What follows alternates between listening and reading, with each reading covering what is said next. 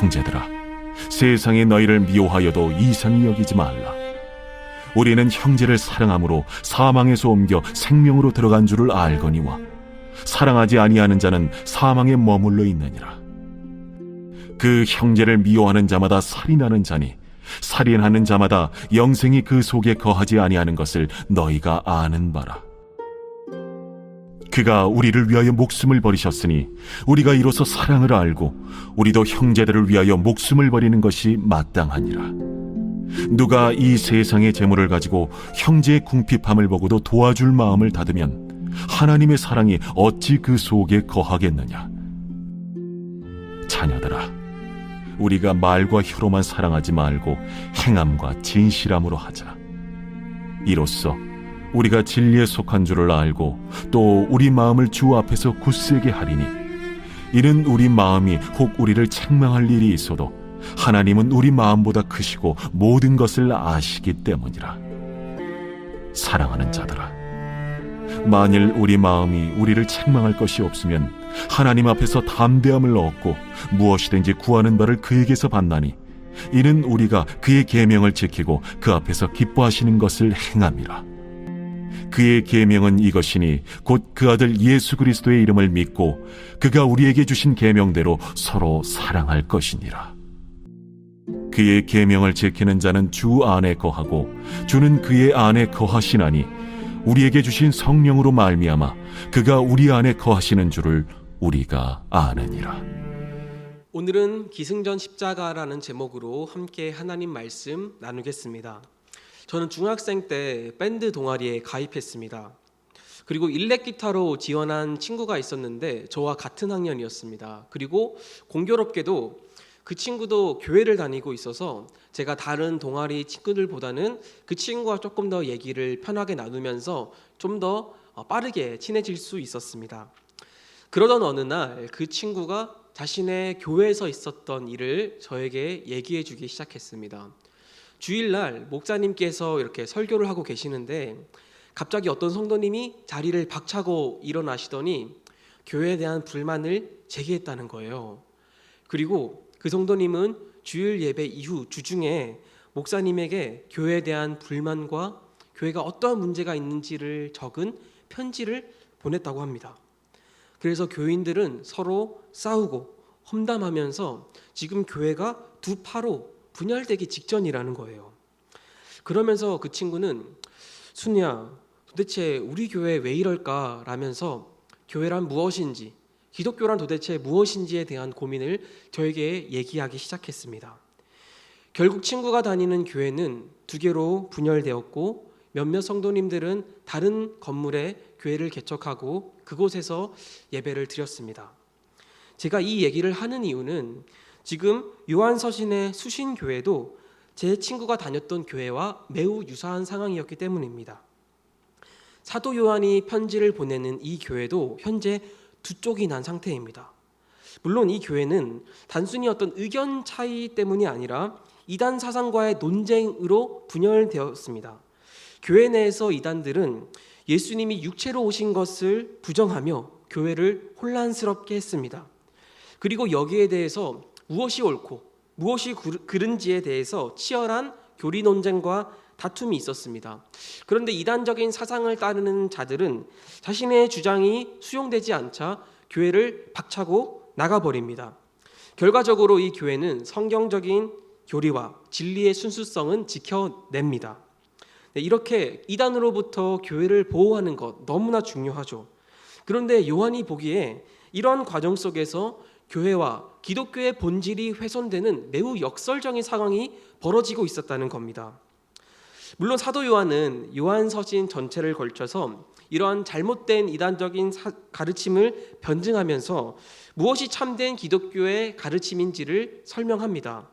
그런데 오늘 본문에서는 요한은 특히 서로 간의 사랑이 상실되고 있는 교회의 모습을 돌아보게 만듭니다. 그리고 기독교의 본질은 도대체 무엇인지 아주 명료하게 드러냅니다.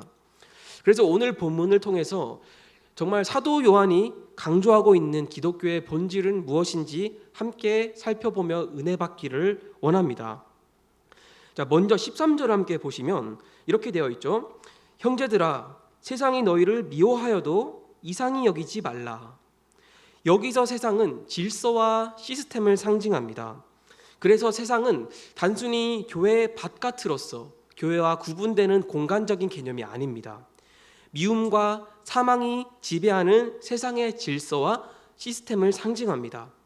그러니까 교회란 원래 사랑으로 지배되는 그런 곳이어야 하는데, 현재의 미움과 사망을 연료 삼아서 움직이는 세상의 그 질서가 교회를 지배하고 있다는 겁니다. 게다가 지금 미워한다라는 이 표현은 어린아이가 엄마 아빠 미워라며 이렇게 귀엽게 말하는 표현이 아니라 강렬한 증오를 말합니다. 그래서 우리에게 익숙한 표현으로 번역해 보자면 혐오라고 할 수 있습니다. 요한은 이를 통해서 지금 교회 안에 사랑이 식어지고 혐오가 만연해 있는 모습을 우리에게 보여주고 있습니다. 그런데 요한은 이와는 반대로 참된 그리스도인들은 도대체 어떠한 존재인지를 설명합니다. 자, 함께 14절을 보실까요? 이렇게 되어 있습니다. 형제를 사랑하는 자가 사망에서 옮겨 생명으로 들어갔다. 자, 이 말을 보면 이것은 형제를 사랑하는 행위 자체가 우리가 사망에서 옮겨 생명으로 들어간 근거와 이유가 되었다는 게 아닙니다.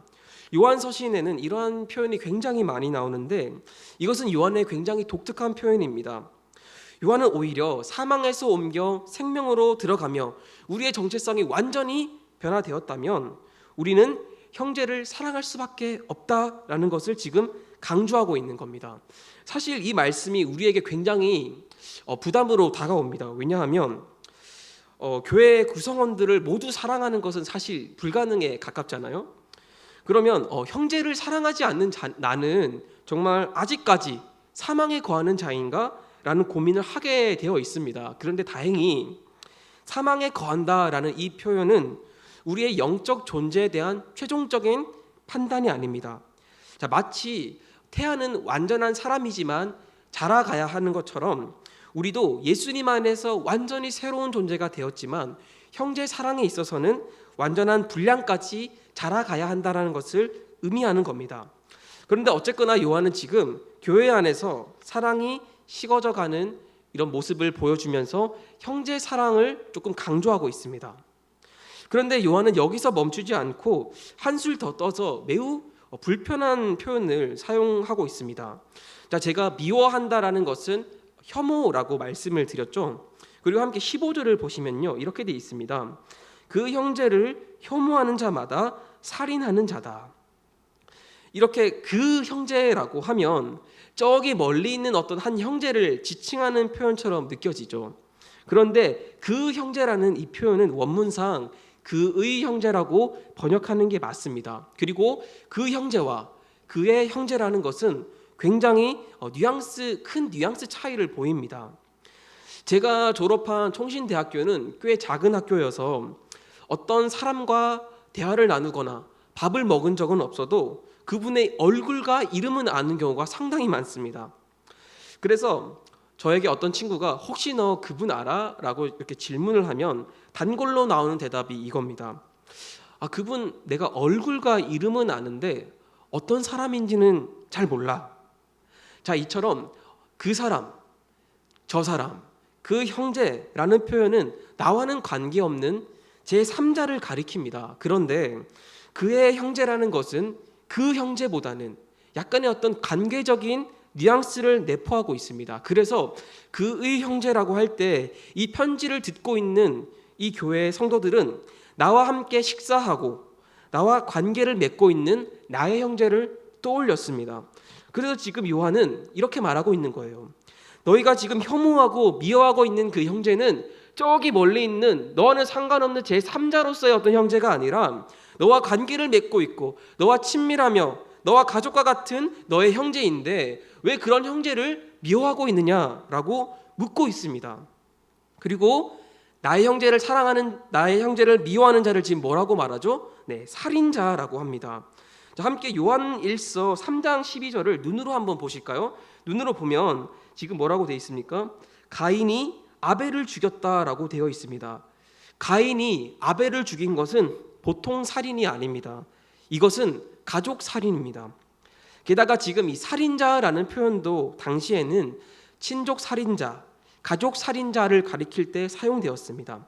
즉 요한은 지금 형제를 미워하는 것을 살인에 비유하는데, 이 살인은 어떤 살인자가 자신과는 전혀 관계가 없는 어떤 한 제3자를 죽인 것이 아니라 가족 살인과 같다라는 겁니다.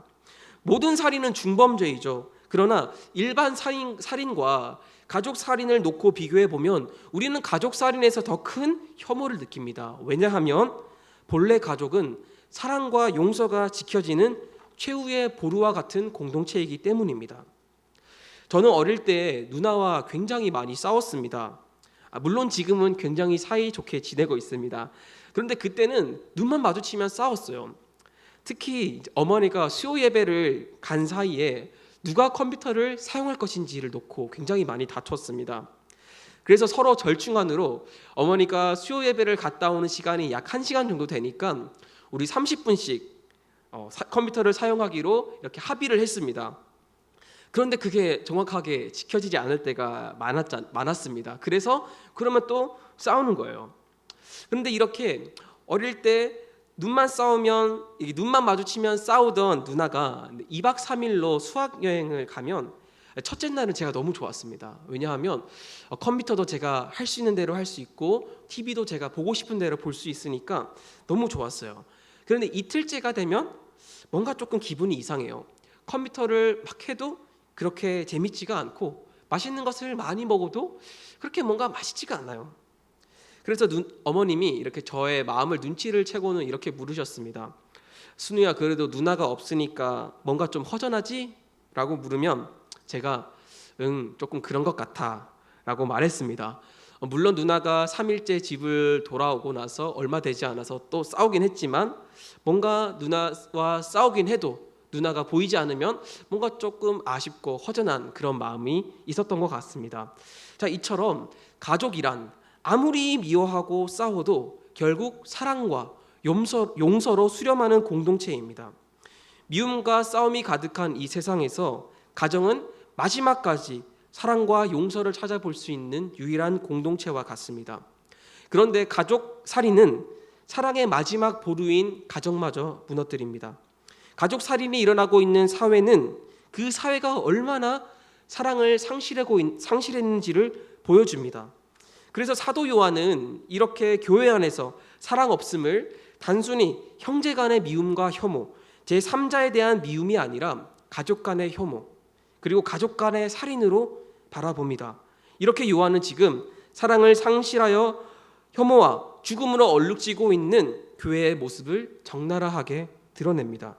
그리고 드디어 요한은 서로 다투고 미워하고 있는 이 성도들에게 기독교의 본질은 과연 무엇인지를 제시합니다. 함께 본문 16절을 읽어보겠습니다. 시작. 그가 우리를 위하여 목숨을 버리셨으니 우리가 이로써 사랑을 알고 우리도 형제를 위하여 목숨을 버리는 것이 마땅하니라. 아멘. 제가 이 말씀을 읽고 오늘 설교 제목을 기승전 십자가로 한번 정해봤습니다. 참된 교리, 성경적인 가르침 너무나 중요합니다. 그런데 지금 요한이 강조하고 있는 기독교의 본질은 사랑입니다. 십자가입니다. 위기가 닥치면 본질은 더욱 빛이 납니다. 왜냐하면 위기일수록 우리는 본질로 돌아가야 하기 때문입니다. 물론 요한의 편지를 받은 이 교회는 이단적인 사상과 가르침을 따르는 자들로 인해서 분열한 것이 맞습니다. 그리고 요한도 이단적인 가르침에 대항하여서 기독교의 본질을 변증하고 가르치고 있습니다. 그런데 요한이 볼 때 이것보다 더 큰 위기가 지금 교회를 휩쓸고 있었습니다.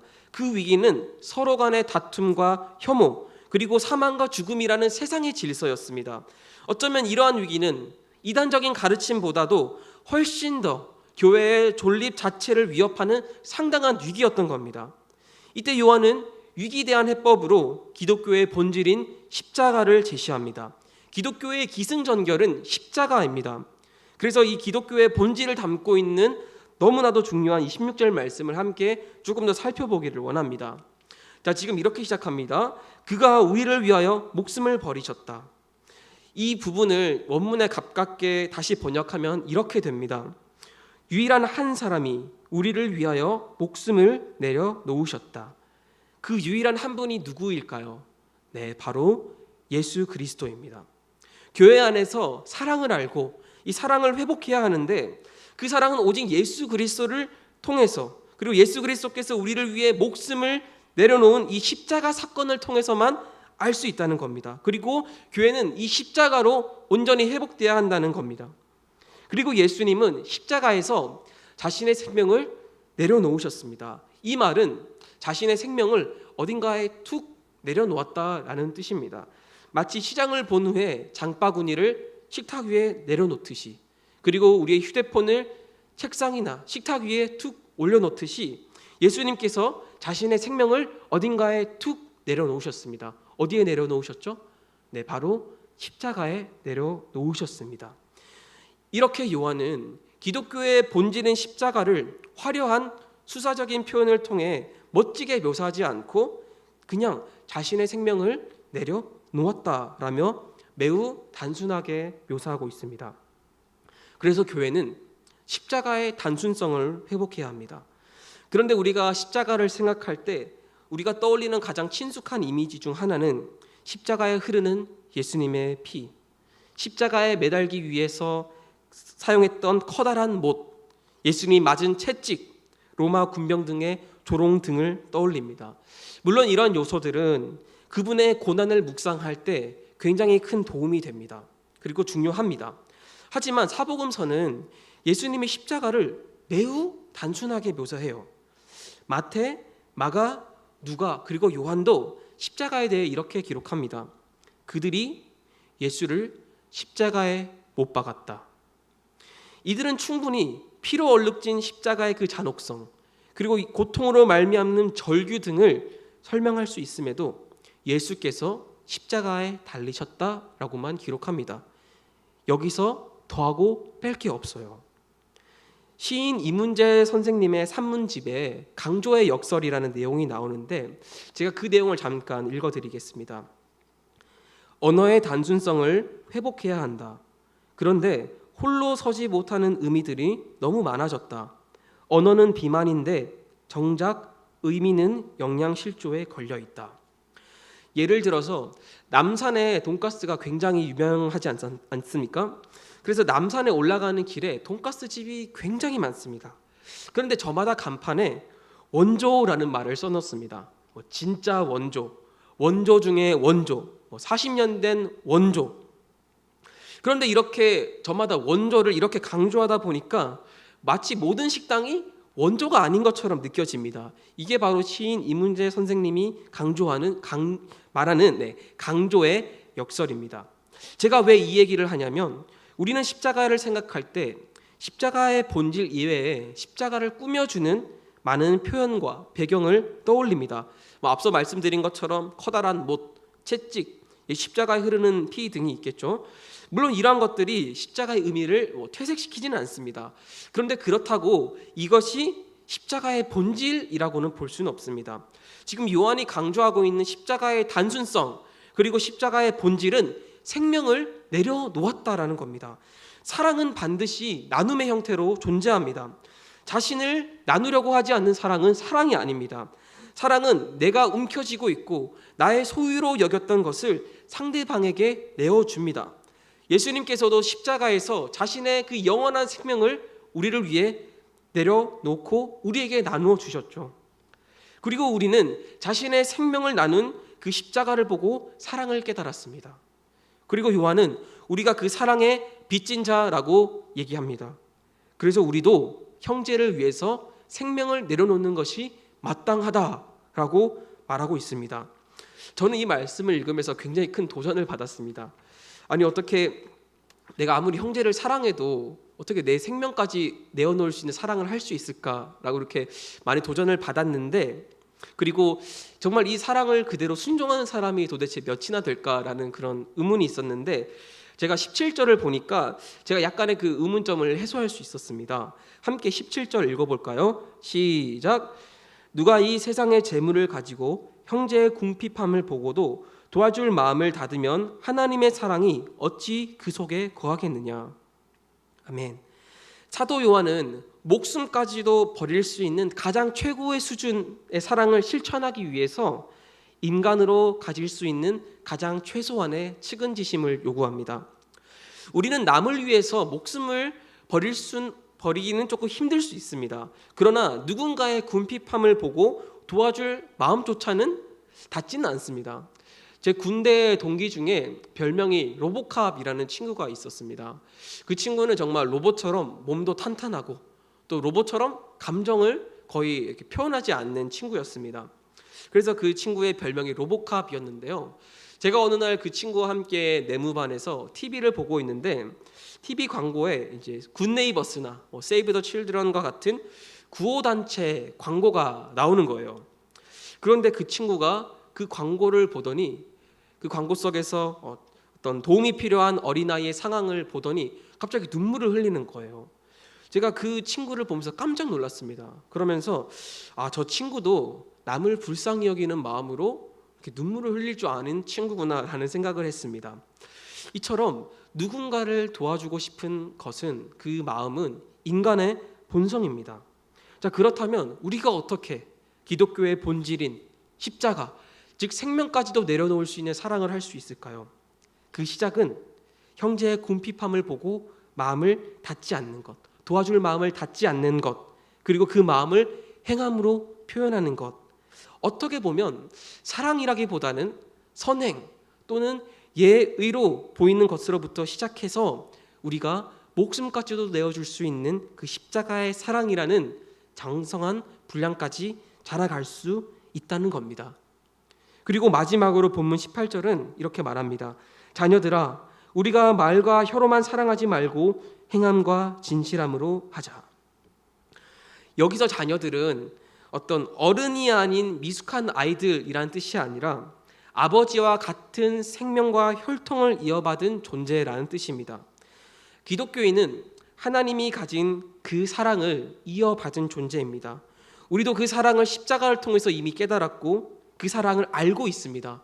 그래서 그 하나님의 사랑이 우리 안에 DNA처럼 흐르고 있습니다. 각인되어 있습니다. 그렇기에 이제 우리에게 필요한 것은 그 십자가의 장성한 분량까지 자라가는 것입니다. 예수님께서 우리에게 주신 가장 큰 계명은 내가 너희를 사랑한 것 같이 너희도 서로 사랑하라라는 것이었습니다. 기독교의 본질이 무엇입니까? 십자가입니다. 자신의 생명까지 남을 위해서 내려놓을 수 있는 것, 이것이 바로 기독교의 본질입니다. 이것이 너무 큰 목표처럼 우리에게 느껴질 수 있습니다. 하지만 우리는 사랑에 있어서 자라갈 수 있습니다. 왜냐하면 그 사랑이 이미 우리 안에 각인되어 있기 때문입니다. 그리고 작은 사랑의 실천을 통해서 우리는 자라가야 합니다. 우리는 십자가를 통해서 예수 그리스도의 그 참된 사랑을 알았습니다. 그리고 우리는 마치 태아가 성인으로 자라가는 것처럼 우리는 그 사랑의 장성한 분량까지 자라가야 합니다.